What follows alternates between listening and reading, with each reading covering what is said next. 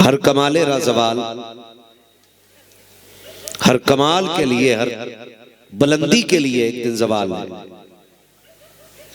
बस क्या है, जब तक अल्लाह ने ड्यूटी रखी है तब तक बात हो रही है। जिस दिन वो ड्यूटी खत्म कर देगा, पूरी दुनिया मिलके दो जुमले नहीं सुन सकती है। ये उसकी तौफीक है कि उसने बख्शी है और हम बात कर रहे हैं। और दुआ ये है मालिक जितनी जिंदगी रह गई है वो भी इसी में गुजर जाए। हम भी दुआएं मांगा करें और सारे लोग दुआएं मांगा करें, अल्लाह मौत दे तो ईमान के साथ नसीब फरमाए। सारे कह दो आमीन। मैं यहाँ छक्के चौके लगवाने नहीं, वावा के झंडे गड़वाने नहीं आया।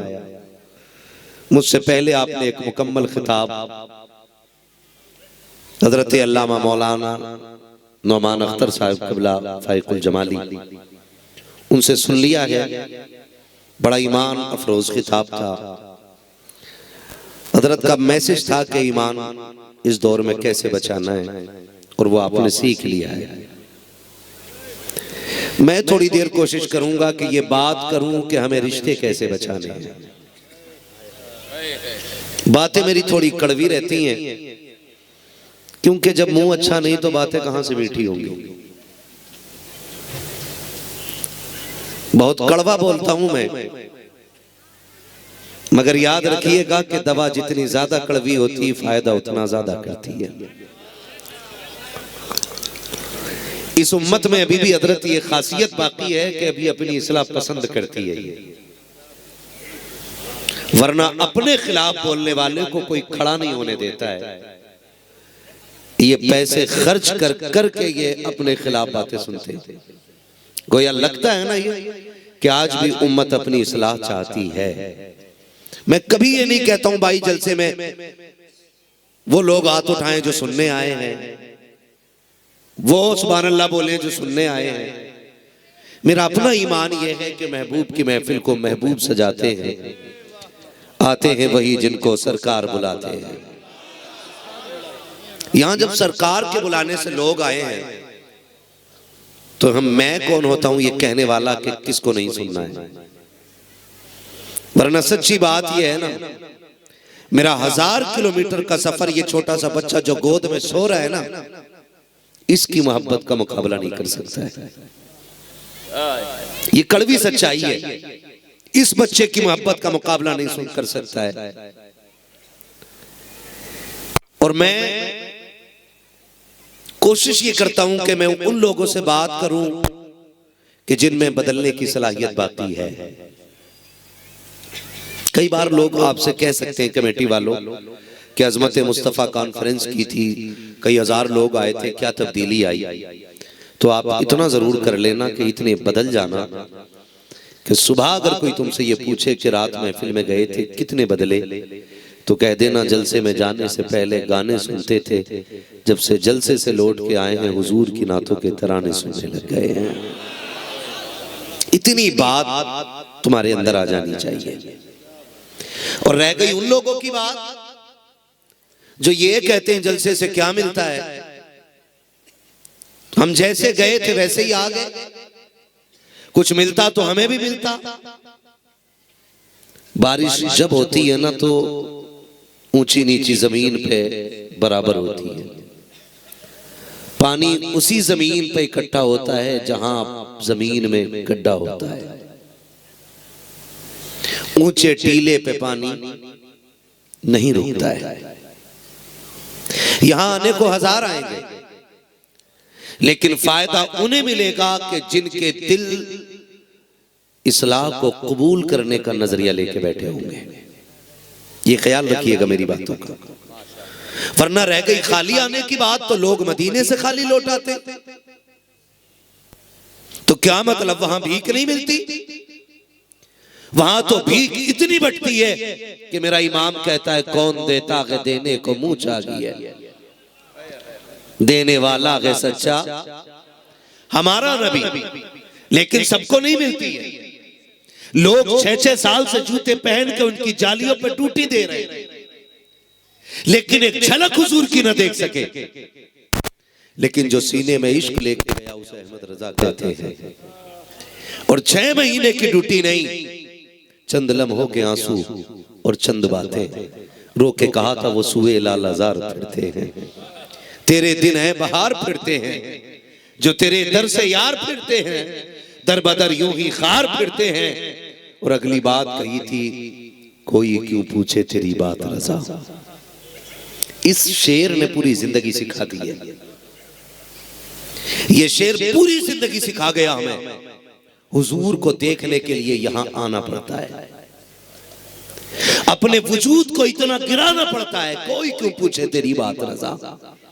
कभी ठेकेदारों और जमींदारों को हुजूर दिखाई नहीं देंगे, अपने वक्त के बड़े मनसब पे बैठने वाले बड़े नजरिए के लोगों को हुजूर दिखाई नहीं देंगे। हुजूर को देखना है तो ये नजरिया पैदा करना पड़ेगा, कोई क्यों पूछे तेरी बात रजा। यहां आना पड़ेगा, घुटनों पे आ जाओ, जमीन पे नाक रगड़ो, फिर कहो कोई क्यों पूछे तेरी बात रजा। तुझसे कुत्ते हजार फिरते हैं। जब ज़मीर इतना आप अपने वजूद से मिटा दोगे, फिर देखना पर्दे हटेंगे और सामने हुजूर का जलवा नजर आ जाएगा। जब आदमी अपने वजूद को मिटा देता है तब जाके कोई मनसब हासिल होता है।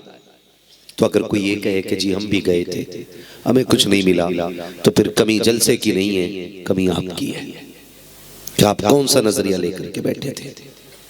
शुक्र परवरदिगार है, उसने हमें और आपको मुसलमान बनाया है। क्या बनाया है? बोले जरा, क्या बनाया है? शुक्र रब का कि उसने हमें और आपको मुसलमान बनाया है। और करम ये किया है कि हमें और आपको बरेलवी सुन्नी बनाया है। सुन्नी बरेलवी बनाया है। और सुन्नी बरेलवियों का ये ऐलान है कि वो जो न थे तो कुछ न था, वो जो न हो तो कुछ न हो, जान है वो जहान की, जान है तो आप नहीं थके तो बोल सकते ना, जान है तो जहान है। ये ख्याल रखिएगा, मैं इंतजार नहीं करूंगा अल्लामा दिल नवाज साहब मुझे इशारा करके कहीं माइक छोड़ दे, मैं आपका मुंह देख के माइक छोड़ दूंगा। इसलिए कि हम पलटते नहीं बेजान किताबों के वर्क, हम वो पढ़ते हैं जो चेहरों पे लिखा होता है। आपकी खामोशी बता देगी मुझे कितनी देर बात करनी है, हाँ ना? मैं तो पहले ही देख रहा था, काफी शोर हो रहा था कि अभी और नाते पढ़वाइए, तो मैं कहने वाला था हजरत से कि फजर तक नात खानी करा लो, हमें देख लिया, कोई मसला नहीं है। अगर मैं कोई हजर अस्वद हूं तो चूम लो भाई, अगर मैं जन्नत से निकला हुआ पत्थर हूं तो चूमो और जाओ।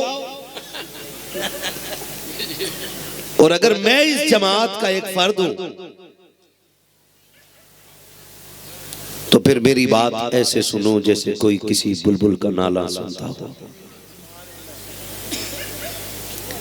खुदा के वास्ते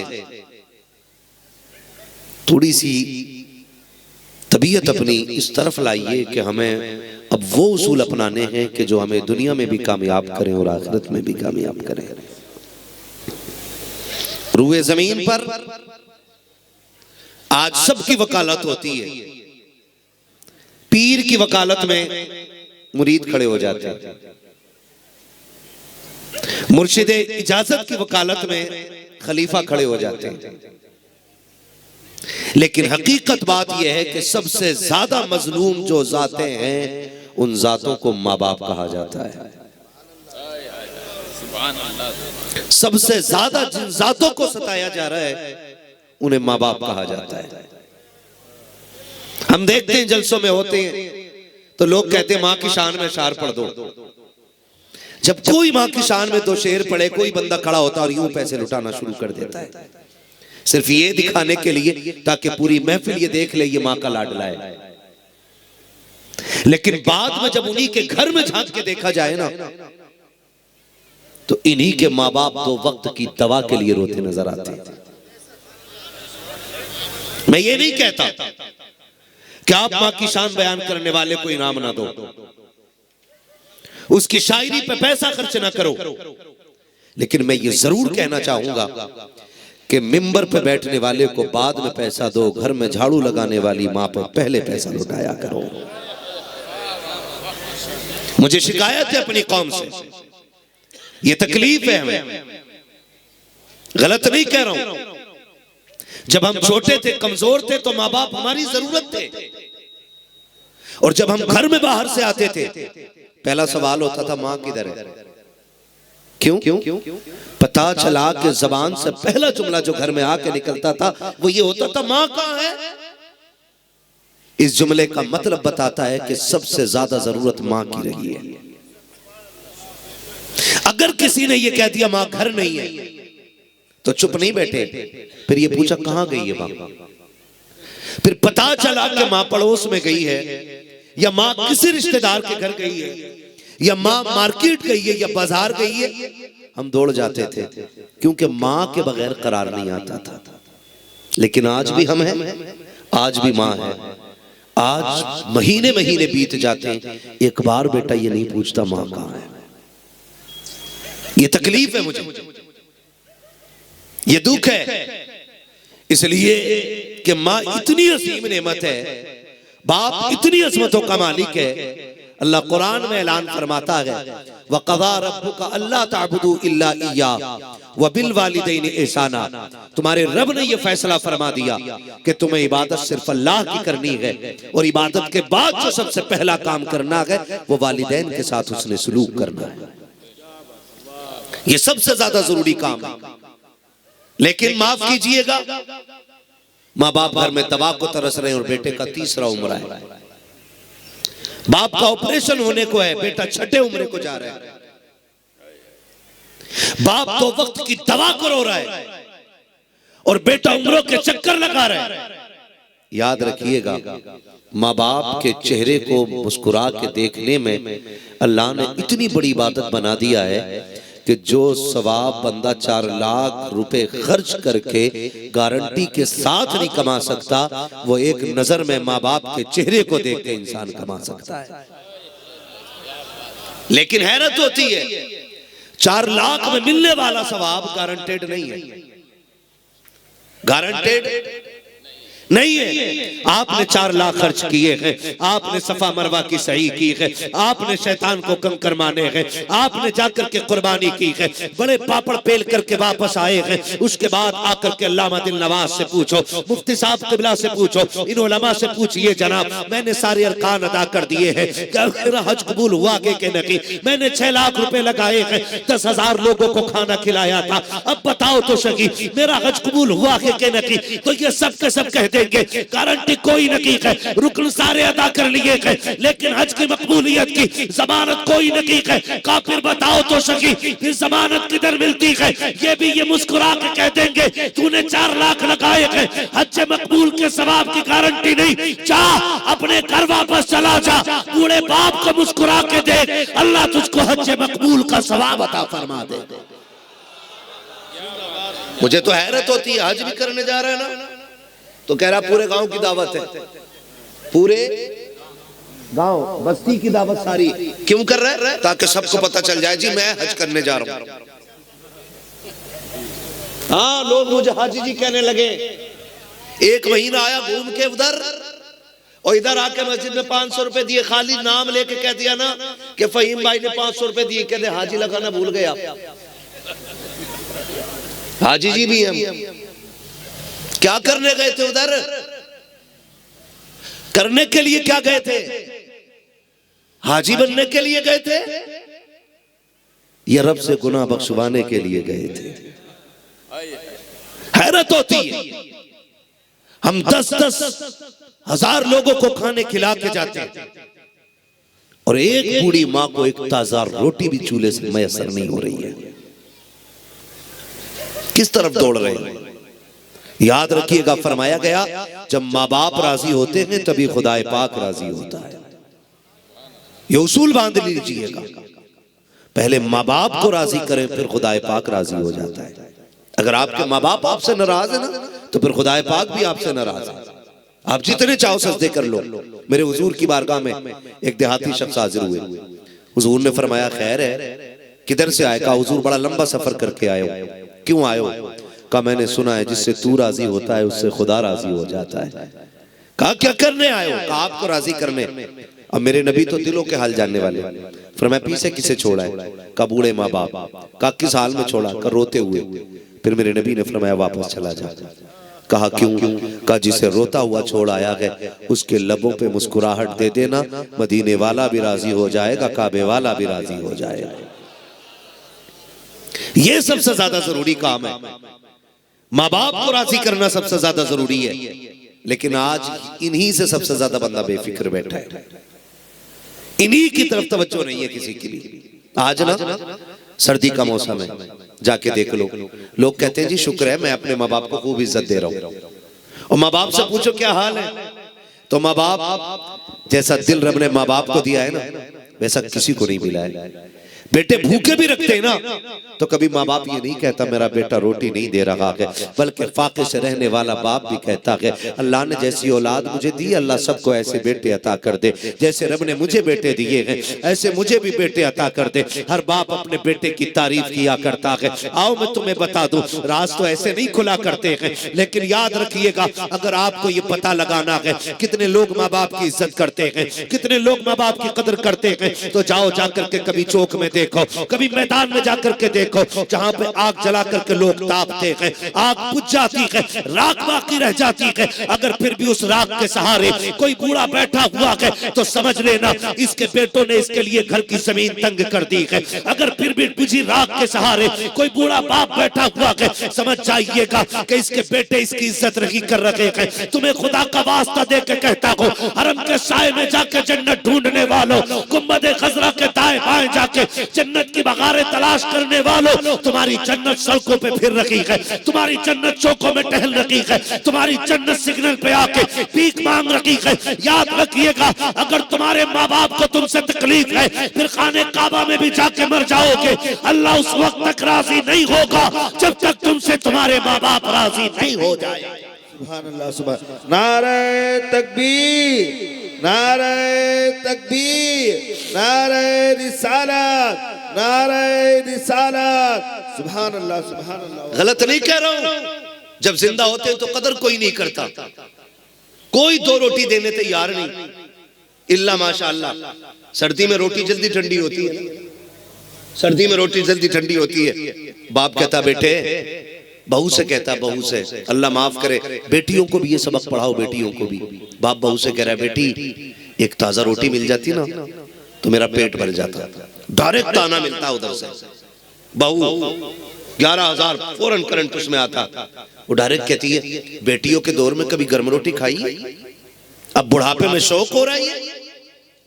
जब बहुएं ये ताना देती है ना तो बाप का कलेजा टूट जाता है। अगर तेरी बीवी ने उसे ताजे रोटी का ताना दिया है फिर उसके मरने के बाद पूरी दुनिया के मौलवियों से कुलखानी कराना उस दुख का इलाज नहीं हो सकता है, उस दर्द पे मरहम नहीं रखा जा सकता है।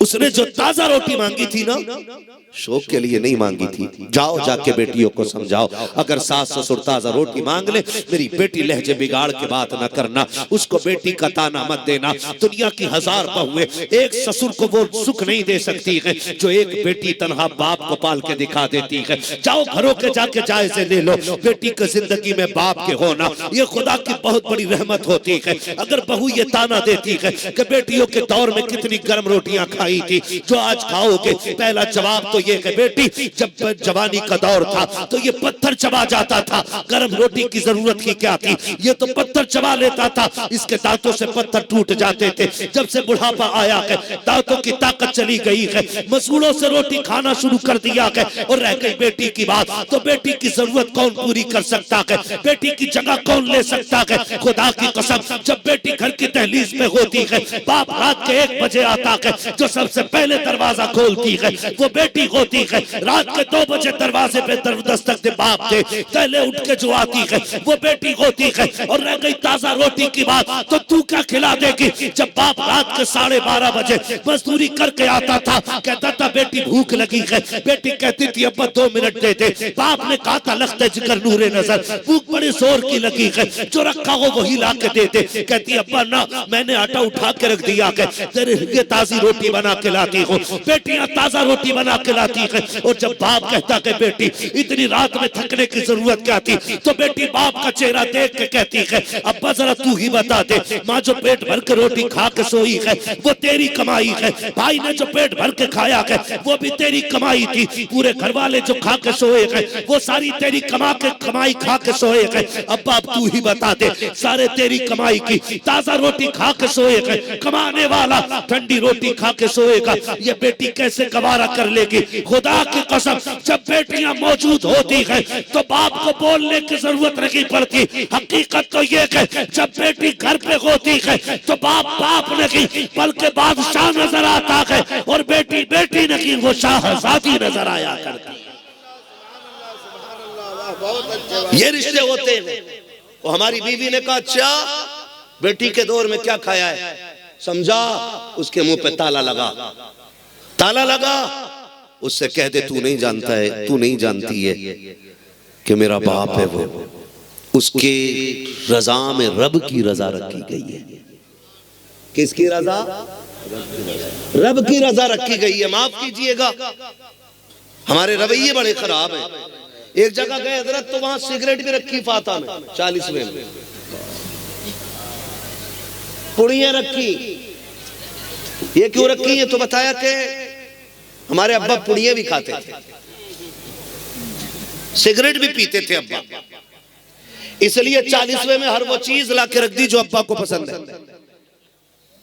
लो भाई, मुझे हैरत होती है जो औलाद जीते जी बाप को ताजा रोटी ना खिला सकी,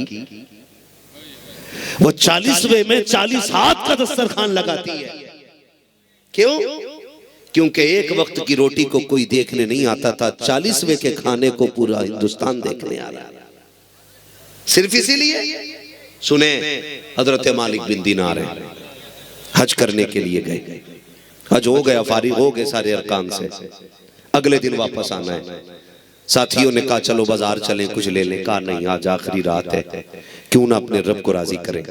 हरम शरीफ में आए, अल्लाह की इबादत में मसरूफ हो गए।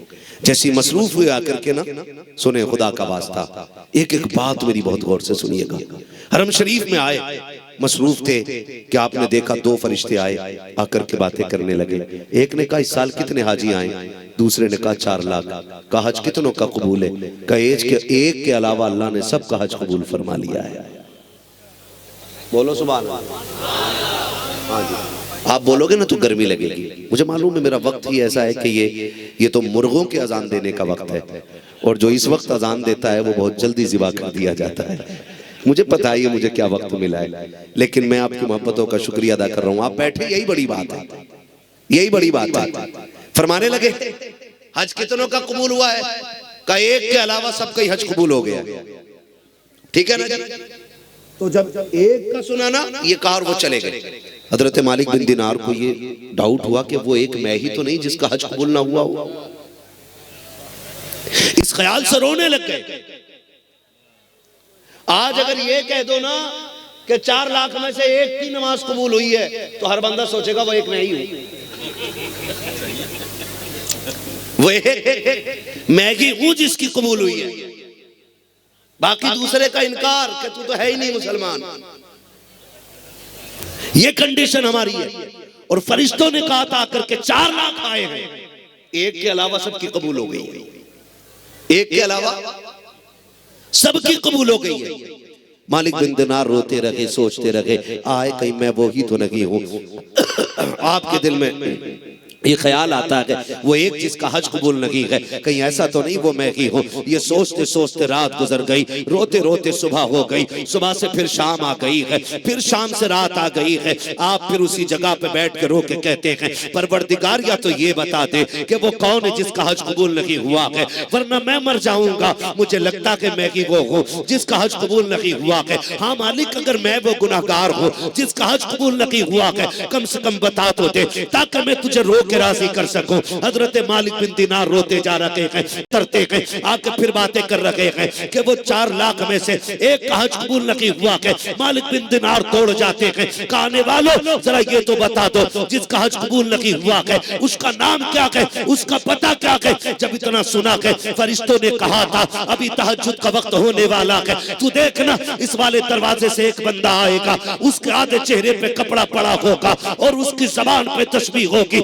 लब्बैक अल्लाहुम्मा लब्बैक। जैसी वो लब्बैक की सदा देगा काबे से आवाज आएगी, ला लब्बैक ला लब्बैक, तू आ गया है लेकिन हमने तेरी हाजिरी कबूल नहीं की है। अल्लाह अकबर। इतना सुना के मालिक बिन दिनार बैठ जाते हैं। इतने में तहज्जुद के वक्त में एक शख्स आता है, जैसे कि वो अंदर आता है, नाम अब्दुल रहमान बिन शिरान है, कद लंबा है, चेहरा खूबसूरत है, आंखें नीली है, लंबे चौड़े कद का बंदा है। जैसी दाखिल होता है आवाज दे के कहता है लब्बैक अल्लाहुम्मा लब्बैक, आवाज आती है ला लब्बैक। जैसी इतनी आवाज आई है हजरत मालिक बिन दिनार उठ के खड़े हो जाते हैं और अब्दुल रहमान बिन शिरान के कंधे पे हाथ रख के कहते हैं यार तूने ये आवाज सुनी है जो मैंने सुनी है? कहा कौन सी आवाज? कि तूने कहा है लब्बैक, उधर से आवाज आई है ला लब्बैक। कहा ये आज नहीं, ये मैं 7 साल से सुनता चला रहा हूँ। जैसे इतना सुना के मालिक बिन दिनार कहते हैं बता तो सकी कौन सी खता करके बैठा है कि 7 साल से ये सदा तुझे बार बार आती है। उसने कहा तुझे क्या बताऊं, मैं वो बदनसीब हूँ जिसने अपनी माँ के चेहरे पे थप्पड़ मार दिया था। इतना सुनना के मालिक बिन दिनार दौड़ जाते हैं। उसने कहा मालिक किधर जा रहे हो? का डर लग रहा है तेरे गुनाह से, कहीं ऐसा ना हो तेरे गुनाह की सजा में मुझको भी पकड़ लिया जाए, क्योंकि मैं तुझसे बातें कर रहा हूँ। हजरत मालिक बिन दिनार दौड़ गए, फिर फजर तक नहीं आए। फजर में फिर आए हैं नमाज के लिए। जब फजर पढ़ के जाने लगते हैं अब्दुल रहमान बिन शिरान ने हाथ पकड़ा के कहा मालिक बिन दिनार कहा क्या? क्या तेरे पास कोई रास्ता है, कोई इसका हल है कि नहीं? आपने फरमाया पता माँ किधर है? कहा माँ भी हज के लिए आई है। कहा वो किधर है? कहा वो ईरानी खेमों में उसका खेमा होगा। उसकी पहचान ये है कि उसके खेमे के बाहर जाके खड़े होना, उसके खेमे से कुरान की तिलावत की सदा आती होगी। अल्लाह अकबर। इतना सुनना है हजरत मालिक बिन दिनार कहते हैं क्या तूने कभी माँ को राजी करने की कोशिश नहीं की? उसने कहा कई बार सोचा है लेकिन हिम्मत ना हो सकी। हजरत मालिक बिन दिनार ने हाथ पकड़ा है और उस ईरानी खातून के खेमे पे लेकर के आए हैं। दरवाजे पे आवाज दे के कहते हैं अब्दुल रहमान बिन शिरान की अम्मी है क्या? जैसे इतना कहा है माँ ने ठंडा होकर भरा, लंबी सांस लेके कहा हाय आने वाले तूने किसका नाम ले दिया है? इसका नाम आते ही मेरी आंख में दर्द हो जाता है। अल्लाह अकबर। इतना सुनना है हजरत मालिक बिन दिनार ठहर जाते हैं। खामोशी का ताला जबान पे लगता है। अंदर से आवाज आती है जब तूने बेटे की बात छेड़ ही दी है आने वाले अंदर आ जा। हजरत मालिक बिन दिनार अंदर जाते हैं, जाके कहते माँ बता क्या हाल है? चेहरे पे कपड़ा पड़ा है, आधे चेहरा खुला है, आधा चेहरा छुपा है। जाके कहते हैं बता तो सही तेरे बेटे के नाम से तेरी आंख का क्या लेना देना है? अल्लाह अकबर। इतना सुना माँ ने कहा था तुझे क्या बताऊं, जब उसने मेरे थप्पड़ मारा था तब मेरी आंख निकल के बाहर आ गई थी। आज भी जब उसका जिक्र आता है मेरी आंख में दर्द हो जाता है। अल्लाह अकबर। हजरत मालिक बिन दिनार कहते हैं माँ तूने उसे माफ क्यों नहीं किया? कहा कई बार चाहा कि उसके लिए दुआ कर दो लेकिन हाथ उठते हैं, जबान से दुआ नहीं निकलती है।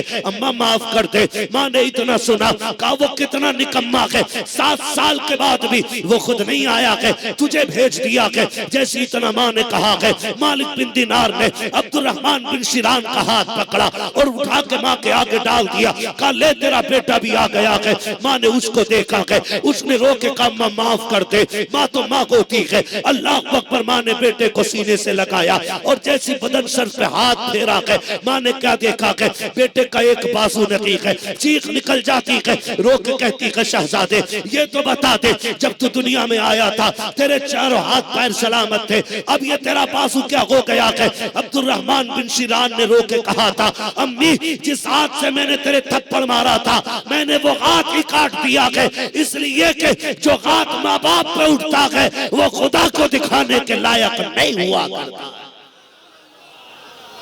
इधर माँ रोई उधर बेटा रोया। माँ माफ करके रो रही थी, बेटा माफी मांग के रो रहा था। अजीब कयामत थी। ये रोए, रब की जानिब से पैगाम आ गया मालिक बिन दिनार इसे माँ ने माफ कर दिया है, खुशखबरी दे दो तो मैंने भी इसे माफ फरमा दिया गया। और कासिर माफी नहीं, हमने इसके सारे हज कबूल फरमा लिए हैं। माँ बाप नाराज हो तो अल्लाह हज मुंह पे मार देता है। महबूब अलैहिस्सलाम ने फरमाया जिसके माँ बाप नाराज होते हैं अल्लाह उसके कोई इबादत कबूल नहीं करता है, उसकी कोई इबादत अल्लाह कबूल नहीं करता है। कोशिश ये करें माँ बाप को राजी करें, उनकी खिदमत करें। आप बाहर से आते हो, कमा के आते हो, मेहनत करके आते हो, पहले माँ बाप के पास जाया करो, उनसे बैठ के खैरियत पूछा करो। अब्बा ठीक है, अम्मी आप ठीक है, तबीयत सही है, कुछ खाना तो नहीं है, कुछ पीने की चीज हो तो बताओ। कभी उनसे भी हम पूछे? वो पूरी जिंदगी हमसे पूछते रहे लेकिन कभी हमने नहीं पूछा। हम कोशिश करें कभी उनसे हम भी पूछें, अब्बा तुम बताओ तुम्हें क्या पसंद है। एक बेटा ऐसा दिखा दो जिससे बाप ने बाजार जाते वक्त न पूछा हो बेटे तेरे लिए क्या लाना है। हमने जो मांगा हमारे माँ बाप ने लाके दिया, तो हम फिर क्यों नहीं लाके देते? हम क्यों नहीं पूछते? कभी माँ बाप के साथ भी खाना खाया करो। कह रहा संडे आ गया, बच्चों के साथ मुझे घूमने जाना होटल में। किसके साथ? किसके साथ? बच्चों के साथ जाना है। कभी साल में एक बार माँ बाप के साथ भी निकला करो, लेके जाया करो कभी माँ बाप को साथ। अम्मी दिल क्या कर रहा है? रोज पूछते हो आज क्या बनेगा? बीवी से कह रहा है शरीक है यार तुम्हारी मर्जी का खाना बनेगा, तुम बताओ क्या बनना है। कभी माँ से भी कहा कर अम्मी आज तेरी मर्जी का खाना बनेगा। अब आप बताओ आपकी मर्जी का खाना बनेगा। कभी माँ बाप की मर्जी का खाना बनवाओ यार, फिर देखो अल्लाह बरकत देता है कि नहीं देता है। हम तो झूठे फंदों में फंस गए, सोचा बरकत नहीं हो रही है, लाओ पीर साहब से डोरी ले ले। पीर साहब ने इतनी लंबी बटके दे दी, का पक्की कर देना, का 1199 की और 6 घंटे ज्यादा लग गई, बरकत फिर भी नहीं आनी है। बरकत चाहिए तो माँ बाप की दुआएं लिया करो, अल्लाह आपको ना घर बैठे बैठे रिस्क में बरकत अता फरमा देगा। करेंगे इंशाल्लाह कोशिश, राजी करेंगे माँ बाप को इंशाल्लाह, करेंगे खिदमत माँ बाप की इंशाल्लाह। माँ बाप बड़ी कीमती चीज है, माँ बाप इतनी कीमती चीज है कि अगर माँ बाप चले जाएं तो फिर दोबारा नहीं मिलने वाले। अगर माँ बाप चले गए तो दोबारा नहीं मिलने वाले। आप इससे फर्क महसूस कर लो। ईद का दिन आए ना तो देखना, जिनके माँ बाप सलामत होते हैं वो 2 रकात पढ़ के घर दौड़ जाते हैं, और जिनके माँ बाप नहीं होते वो कब्रिस्तान जाके रोया करते, कब्रिस्तान जाके रोते। वो हजरत रोने की भी हालत अलग होती है। लोग नए कपड़े बचा के रोते, ये दिखा दिखा के रोते हैं। अब्बा आज मैंने ये पहना है, अम्मी आज मैंने ये पहना है। माँ दुनिया मुबारकबादियां दे रही थी लेकिन तेरे बगैर जी नहीं लग रहा था। खुदा के वास्ते इनकी पहली आवाज पे दौड़ जाया करो, वरना जिस दिन ये कब्रिस्तान चले जाएंगे तुम 100 आवाजें भी दोगे, एक आवाज पलट के नहीं आने वाली है। चूमना मिट्टी को, रोना मिट्टी को देख करके, फिर आंसुओं के सिवा मुकद्दर में कुछ नहीं रह जाएगा। अगर ये जिंदा है इनके पास करो, इनके चेहरे देखा करो, इसलिए कि जब इनको देखते हो खुदा की कसम सिर्फ ये राजी नहीं होते, इनके साथ साथ पैदा करने वाला खुदा भी राजी हो जाया करता है। बैठेंगे इनके पास इंशाल्लाह, करेंगे खिदमत इंशाल्लाह। और याद रखिएगा हमारे माँ बाप, आप थोड़े से आगे आ जाइए, जो आ सकते हैं वो थोड़ा आगे आ जाए, आगे आ जाए। कुछ लोगों को बहुत दूर जाना है इसलिए वो जा रहे हैं। मैं बात पूरी करूंगा इंशाल्लाह 15 मिनट के अंदर अंदर। खैरियत है भी आप? खैरियत है सारे लोग? खैरियत तो ना बिगड़ गई? अच्छा आप ऐसे तो नहीं है जिसकी चादर यहां बिछ रही हो? अब जरा कह दे या रसूल अल्लाह। हाँ जी, मैं क्या बात कर रहा था आपसे? क्या कहा था मैंने आपसे? माँ बाप की खिदमत किया करो, माँ बाप को राजी करने की कोशिश करो। राजी ये सबसे बड़ी दौलत है हमारे लिए। हमारे माँ बाप हमें घर में आवाज देते रहते हैं, बेटे बात सुन रहे, हम मोबाइल में लगे कुट कुट कुट कुट कुट कुट कुट कुट कुट कुट कुट कुट कुट कुट कुट। अभी आया बाप को ठंडा लगा है, उसे पानी चाहिए और बेटा मोबाइल में कुट कुट कुट कुट कुट। क्या है? अभी आया बस, अभी आया बस। बेटा अभी अभी कहता रहता है। तुम जानते हो माँ बाप कितनी बड़ी दौलत है? समझो जरा, उनसे पूछो जिन पे माँ बाप नहीं है, कब्रिस्तान चले गए, कितने याद आते हैं वो, कितने याद आते हैं। जब बाप होता है पता ही नहीं चलता जवानी कब आ गई, और जब बाप ना हो ना तो फिर जवानी नहीं जिंदगानी मुश्किल लगती है, जिंदगानी मुश्किल लगती है। एक बाप ही तो होता है जो हारे हुए बेटे का भी माथा चूम लेता है। एक बाप ही तो होता है जो अपने बेटे का कद खुद से बड़ा देख के राजी हो जाता है, वरना कौन है जो तुम्हारी तरक्की को देख के राजी होगा? कौन है जो तुम्हारी कामयाबी को देख के राजी होएगा? हजरत जी, मैंने तो भाइयों की नीयत भाइयों पे खराब होती देखी है। भाई की कमाई से भाई चलने लगते। सिर्फ बाप होता है जो बेटे के कद को ऊंचा देख के खुद कद को ऊंचा महसूस करता है। आज वो कहता है ना कि आज मेरे बाप को जलन हो रही, मेरी दौलत से जलन। और पागल, अपनी औकात देख, हैसियत देख। अगर इसने उंगली पकड़ के चलना न सिखाया होता ना तो खुदा की कसम कभी तू चलना नहीं जानता। माँ की अजमत पे क्या तकरीरें हुई, सारे फिर माँ को लिपट गए, बाप घर के बाहर, सारे अम्मा के कदमों में जन्नत ढूंढ रहे, बाप की कोई कदर ही नहीं रह गई। आप इससे अंदाजा लगाइए मेरी बात का। माँ के कदमों के नीचे, जोर से, माँ के कदमों के नीचे, आप माँ के कदमों के नीचे जन्नत है। अब जरा सोच, जिसके कदमों के नीचे जन्नत है, ये जिसके जूते साफ करती है, फिर उसकी अपनी अजमत का मकाम क्या होगा? जिसके कदमों के नीचे जन्नत है, और ये जिसके कपड़े का एक धब्बा मुस्कुरा के साफ करे, अल्लाह इसे 70 नेकियां देता है। तो सोच उस बाप की अपनी अजमत और अपना मकाम क्या होगा। कह रहा नहीं अम्मा राजी हो, क्यों नहीं करते बाप को राजी, क्यों नहीं करते बाप को राजी? कहने नहीं, मेरा बाप मोहब्बत ही नहीं करता मुझसे, मेरे बाप को मुझसे मोहब्बत ही नहीं है। तुझे किसने कह दिया बाप को मोहब्बत नहीं है? बाप को जानता है तू? सुन बाप क्या होता है। बाप खलील हो और बेटा इस्माइल हो। बाप खलील हो, बेटा इस्माइल हो, और हुक्म परवरदिगार हो। हुक्म परवरदिगार, खलील जी रब्बे जलील का तुझे मैं ज्यादा प्यारा हूं या बेटा? मालिक प्यारा तो तू ही है। का फिर जा बेटे को खुद से दूर कर दे। तवज्जो है, बेटे को खुद से दूर कर दे। मालिक किधर छोड़ना? वहां छोड़ जहां पानी भी ना हो, खाना भी ना हो, ऐसा जंगल हो कि जहां पे किसी चरिंद परिंद का तसव्वुर ना हो। अल्लाह के खलील ने बेटा ले लिया, बीवी को भी साथ लिया। आज जहां काबा है ना, यहां छोड़ दिया, छोड़ दिया और छोड़ के जाने लगे। और बीवी कौन? हाजरा जैसी बीवी। सुभान अल्लाह, जोर से बोलो सुभान अल्लाह। बीवी कैसी? हाजरा जैसी।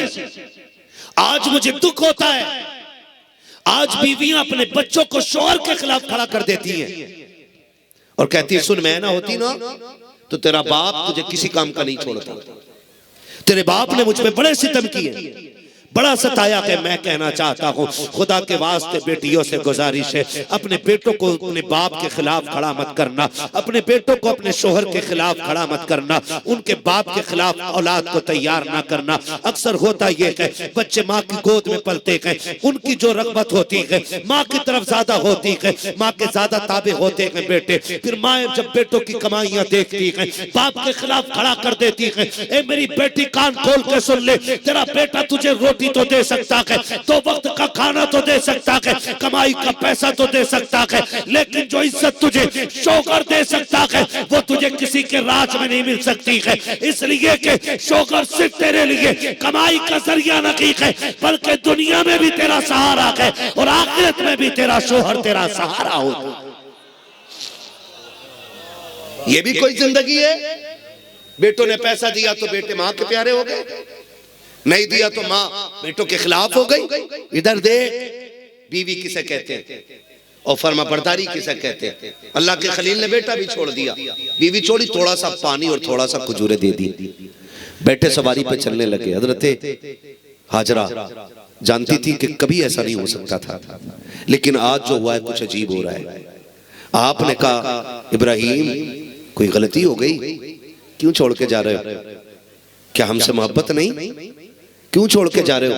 अल्लाह के खलील ने कोई जवाब नहीं दिया, कोई जवाब नहीं दिया अल्लाह के खलील ने।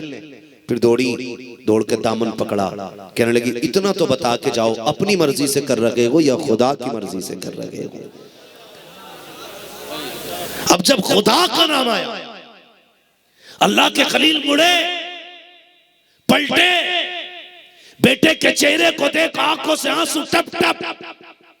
बस इतना ही तो है ना कि बाप हाय बिल्ला नहीं करता, बाप जमाने को तमाशे नहीं दिखाता, लेकिन मतलब ये नहीं है कि बाप बेटे से प्यार ना करता हो। लोग कहते मेरे बाप को प्यार नहीं है, मेरी माँ प्यार करती है। तूने कैसे अंदाजा लगाया? का फला दिन लेट हो गया था तो मेरी माँ मुझे बार बार फोन कर रही थी। मैं पूछना चाहता हूँ, तुझे ये तो लगता है कि माँ का बार बार फोन आ रहा है इसलिए माँ प्यार करती है? जब कसम खा के कहता हूँ, अगर माँ बेकरार होती है तो नींद बाप को भी नहीं आया करती है। चल कितने बापों को मैं तुझे चौकों में चक्कर लगाते दिखाऊं, तुमने खुद तजर्बा किया होगा। अगर तुम लेट आते हो तो बाप तुमसे 10 सवाल करते हैं, कहाँ था, अब तक क्या कर रहा था, किधर गया था, तुझे टाइम पता है कि नहीं? जो लायक बेटे होते हैं वो गर्दन झुका के खड़े हो जाते हैं, जो नालायक और जहन्नमी बेटे होते हैं वो माँ बाप को जवाब दे के कहते हैं तुम होते कौन हो पूछने वाले, तुम्हें क्या पड़ी है पूछने की? मैं कोई पागल या बच्चा नहीं हूँ, मैं भी अच्छे बुरे को समझता हूँ। जब बेटे इस तरह के जवाब देते हैं तो बाप के कलेजे को बजाय ठंडक पड़ने के टुकड़े हो जाया करते हैं। हाथ जोड़ के कहता हूँ एक एक जवान से, तुम्हें खुदा का वास्ता है, अगर रात को आने पे कोई तुम्हें टोकता है तो गुस्सा ना होना, रब का शुक्र अदा करना। अगर रात को आने पे तुम्हें कोई डांटता है तो अल्लाह का शुक्रिया अदा करना, और ये सोचना कि अभी तुम्हें डांटने वाले जिंदा है, अभी तुम्हें टोकने वाले जिंदा है, अभी तुम्हें रोकने वाले जिंदा है। आज जिस बाप की आवाज को तुम लानत कहते हो, जिस बाप की आवाज को तुम कुत्ते का भौंकना कहते हो, याद रखना जिस दिन ये सफेद कफन में लिपट के चला जाएगा, जिस दिन इसे 4 कंधे पे लोग ले जाएंगे, आना तू रात के 1 बजे, मर्जी है तेरी, तू 3 बजे आना। जब तू घर में आएगा खुदा की कसम तुझे बिस्तर तो दिखाई देगा लेकिन लेटने वाला बाप नहीं होगा। तुझे किसी कोने में लगी हुई लाठी भी दिखाई देगी लेकिन पकड़ने वाला बाप नहीं होगा। मुझे तो हैरत होती है आज बाप की आवाज से नफरत करने वालों, खुदा की कसम खा के कहता हूँ इनके मर जाने के बाद जब 3 बजे या 2 बजे आओगे तुम्हारे कान तलाश करेंगे किधर गई वो आवाज। आप भी वही कह रहे हैं जो माँ कह रही? फरमाने लगे हाँ सिर्फ मैं नहीं, खुदा भी वही कह रहा है जो तेरी माँ कह रही है। कहा कैसे? कहा जिस मूसा का साथी तुझे रब ने जन्नत में बनाया वो कोई और नहीं तेरे सामने खड़ा है। तो माँ के ये होठ जो हिलते हैं ना, ये बेटों के मुकद्दर में जन्नत लिख जाया करते हैं। कोशिश कीजिएगा माँ बाप की खिदमत करेंगे इंशाअल्लाह। वादा करते हैं इंशाअल्लाह, सारे वादा करते हैं इंशाअल्लाह। माँ बाप की खिदमत करेंगे, माँ बाप की कदर करेंगे, माँ बाप को राजी करेंगे। एक उसूल ये बांध लीजिएगा, पहली रोटी माँ बाप को खिलाएंगे इंशाअल्लाह। कितने लोग वादा करते हैं इंशाअल्लाह? हाथ देखें हजरत, कितने लोगों के नहीं उठे? कोशिश करेंगे कि हम पहली रोटी अपने माँ के नाम खुद, वो बीवी से कहते सुन पहली रोटी जो बने मेरे माँ बाप के लिए, बाद की रोटी मेरे बच्चों के लिए। कहेंगे ना इंशाअल्लाह? कह लेंगे, डर जाएंगे भाई लोग कतई नहीं बोल रहे, चक्कर में घर में पिटेगा कौन? कहेंगे इंशाअल्लाह। जो मेरी बहनें जन्नती होंगी वो इस अमल बात पे अमल करेंगे। कोशिश करेंगे वो भी कि अपने शोहर की जन्नत बचा लें ताकि हमारी भी बची रहे। बीवी की जन्नत शोहर की रजा में, शोहर की जन्नत माँ बाप की रजा में, उधर बचेगी तो फिर इधर भी मिली जाती है। फरमाया गया वक़ज़ा रब्बुक अल्ला तअबुदू इल्ला इय्याहु व बिल वालिदैनि इहसाना। तुम्हारे रब ने फैसला फरमा दिया कि इबादत सिर्फ अल्लाह की करनी है, और इबादत के बाद जो सबसे पहला काम करना है वो वालिदैन के साथ हुस्न सुलूक करना है। ठीक है ना? मुझे फरमाइश हुई थी कि लास्ट में हुजूर का शजरा पढ़ दीजिएगा। ठीक है? ऑपरेटर साहब से गुजारिश है, किधर नहीं, इसको थोड़ी आवाज दे दे, थोड़ा इको दे दे। तकरीर के मतलब की तो थी जो भी थी, मुझे हुजूर का शजरा पढ़ना जरा कह दे। सुभान अल्लाह। अभी भी आवाज नहीं निकल रही भाई, मैं शायर नहीं हूं। बोल सकते हैं सुभान अल्लाह? इतनी जोर से सुभान अल्लाह बोलो कि कलकत्ता तक तुम्हारी आवाज काम करती रहे। ऐसा लग रहा है कि जैसे महफिल शुरू हो रही है ना। उन्हें पता चल जाना चाहिए कि जलसा अभी खत्म नहीं हुआ, जो जा चुके। अपने माँ बाप की लंबी उम्र के लिए बोले जरा यार।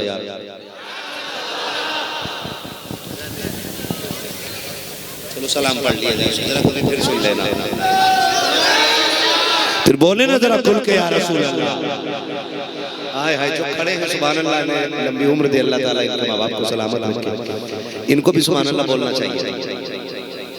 बोल सकते हो? थोड़ा सा डाटा खोल लें, है ना। और जो मेरे आगे वाले लोग बैठे, बड़े नसीब वाले कि आप शुरू से यहाँ बैठे हैं और जमीन पे आपका बैठना मैं कुर्बान जाऊं। ये जमीन पे बैठना सिर्फ इसीलिए है कि सुना है आप हर आशिक के घर तशरीफ लाते हैं। मेरे घर में भी हो जाए चरागा, क्या बात है चरागा, बैठे हुए सारी दुनिया को नींद आ गई है, उनका दीवाना बेदार है। आप ही फैसला कीजिए या नबी, कौन जन्नत का हकदार है। हाँ, अब बोल सकते तो बोले जरा सुभान अल्लाह। तो नहीं बोल रहे उनके लिए दुआ करो। अल्लाह खैर करे, पुड़िया खा के जलसे में बैठा करते हैं, यहाँ को लिख करके बैठा करते हैं। अल्लाह रसूल की बातें हो रही हैं, पंचायत मुंह में पुड़िया मसाला कुछ चल रही है। डरे यार, अल्लाह से डरे, है ना। तो जिनके मुंह में मसाला नहीं है वो बोलते हैं जरा सुभान अल्लाह। ऑपरेटर साहब तुम्हारे लिए क्या करूं मैं कि आप थोड़ी सी आवाज दे दो, थोड़ी सी दे दो कि मैं हुजूर का शजरा पढ़ने लगूं। जितनी मेहनत पूरी तकरीर में लगती है उतनी खाली शजरे में लग जाती है, ठीक है ना। तो आप भी इतनी मेहनत कर लो कि गला बैठ जाए। घर वाले पूछे आवाज का क्या हुआ, कहना अम्मी पैसे वाले पैसे लुटा रहे थे, मैं हुजूर के नाम पे आवाज लुटा के आ गया। आज अब निकली ना थोड़ी सी आवाज। अगर आज के बाद एक माँ बाप को भी इज्जत मिल गई ना हजरत, मैं समझूंगा इस सर्दी में आपका आना कबूल और मेरा बुलाया जाना कबूल हो गया। मैं ये समझूंगा, करेंगे इज्जत माँ बाप की। बोले जरा खुल के या रसूल अल्लाह। आदम के बेटे शीश, मैं आपके लिए हाथ तभी उठवाऊंगा जब मुझे सांस लेना होगा। तो डंडी ना मारी, अभी तुम सुभान अल्लाह कहना भूल जाओ और मैं सांस लेना भूल जाऊं। कल का जलसा फिर कराना भूल जाएंगे। जलसा तो होना ही, ना भी पहुंचेंगे जब भी होगा, लेकिन आप बोलो सुभान अल्लाह। आदम के बेटे शीश, शीश के बेटे अनस, अनस के बेटे कैनान, कैनान के बेटे मेलाइल, मेलाइल के बेटे ब्यारत, ब्यारत के बेटे इदरीस, इदरीस के बेटे मुतवश्शिक, मुतवश्शिक के बेटे लबकने के नाम, लबकने के नाम के बेटे नूह, नूह के बेटे साम, साम जुलात के बेटे सालिक, सालिक के बेटे आबिर, आबिर के बेटे दाता, दाता के बेटे रावा, रावा के बेटे सारू, सारू के बेटे नाखुर, नाखुर के बेटे तारिक, तारिक के बेटे इब्राहिम खलीलुल्लाह, इब्राहिम खलीलुल्लाह के बेटे इस्माइल ज़बीहुल्लाह, इस्माइल ज़बीहुल्लाह के बेटे केदार, केदार के बेटे अवाम, अवाम के बेटे अमर, अमर के बेटे साबित, साबित के बेटे सलमान, सलमान के बेटे रईसा, रईसा के बेटे यसा, यसा के बेटे औद, औद के बेटे हव्वा, हव्वा के बेटे अदनान, अदनान के बेटे माद, माद के बेटे नदार, नदार के बेटे मुदर, मुदर के बेटे इलियास, इलियास के बेटे मुदरिका, मुदरिका के बेटे खदीमा, खदीमा के बेटे किनाना, किनाना के बेटे नदर, नदर के बेटे मालिक, मालिक के बेटे फार, फार के बेटे गालिब, गालिब के बेटे लुई, लुई के बेटे काब, काब के बेटे मुर्रा, मुर्रा के बेटे किलाब, किलाब के बेटे कुसै, कुसै के बेटे अब्दे मनाफ, अब्दे मनाफ के बेटे हाशिम के, हाशिम के बेटे अब्दुल मुत्तलिब के, अब्दुल मुत्तलिब के बेटे अब्दुल्लाह के, और अब्दुल्लाह के बेटे मुहम्मदुर रसूलुल्लाह। के नारे लगाने वाले सारे लोग जा चुके हैं।